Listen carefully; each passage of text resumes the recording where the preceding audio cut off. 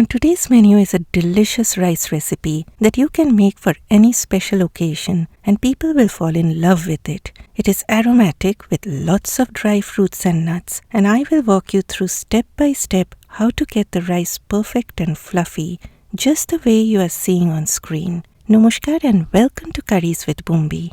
Step 1.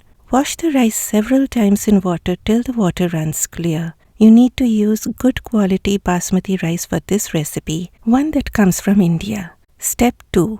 Allow the rice to soak in water for 30 minutes and set a timer for doing this. After 30 minutes, immediately drain all that water. Step 3.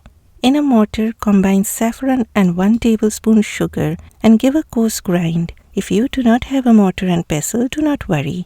Just put everything into a bowl and crush everything with the back of your spoon or with whatever you find convenient with. Then add 3 tablespoons of hot milk to it and let it sit. Do this just after soaking the rice because the more the saffron sits in the milk, the color deepens. If you do not want to use milk, just add hot water. Step 4. Here I have taken dried cranberries. You can also use raisins, chopped dry apricots or plums or cherries.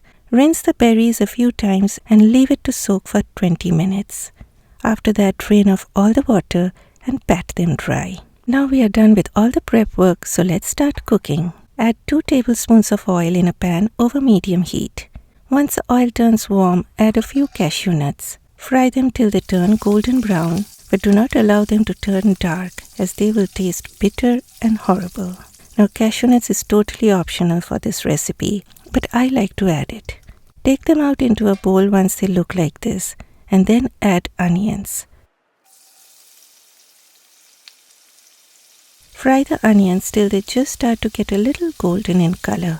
Then reduce heat to medium-low and fry them further till they start getting reddish. Please do not wait for them to turn too dark in color.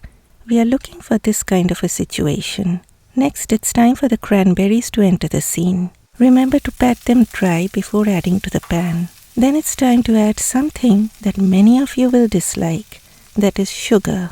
This recipe calls for sugar because this rice turns out to be a little sweet, but if you have any concerns, please leave out the sugar. As I always say, sugar is optional, and please do what you think will be good for you and your family.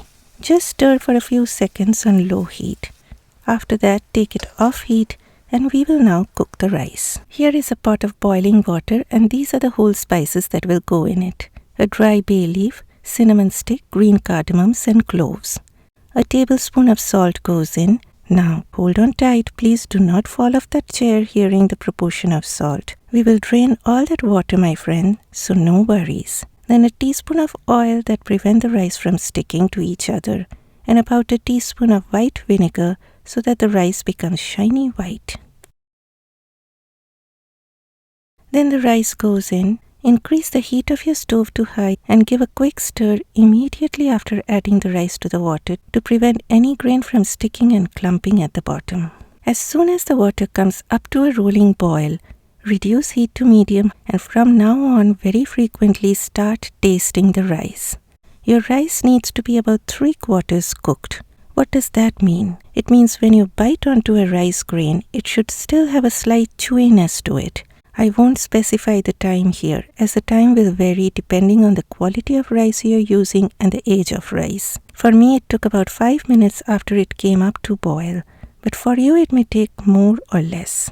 So keep tasting the grains frequently and that's the best way.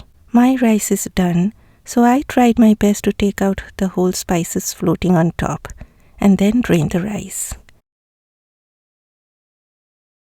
Discard the bay leaf and any remaining whole spices that catch your eyes. Please remember to start preheating your oven before starting to cook the rice. Preheat your oven to 325 degrees Fahrenheit. Now that the rice is done, you need to work quickly because you do not want the rice to turn cold. Here I have taken a medium-sized oven-safe dish. Brush about 1 tablespoon of melted butter or ghee around the dish.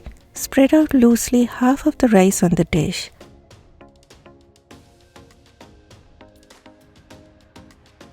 Then half of the fried onions and berries.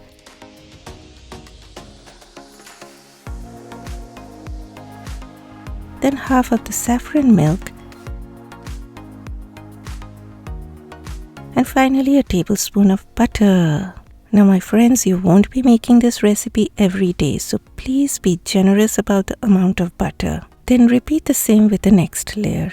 If you think that too much butter or too much sugar is used, then please lessen the amount according to your preference. My dear friends, please listen. I am not forcing anybody to stick to my stated proportions when it comes to salt, sugar, fat or chili powder. You are the boss of your kitchen and you do you. I am here just to give you ideas, that's it. This is how I do it, but it doesn't mean that you have to do the same.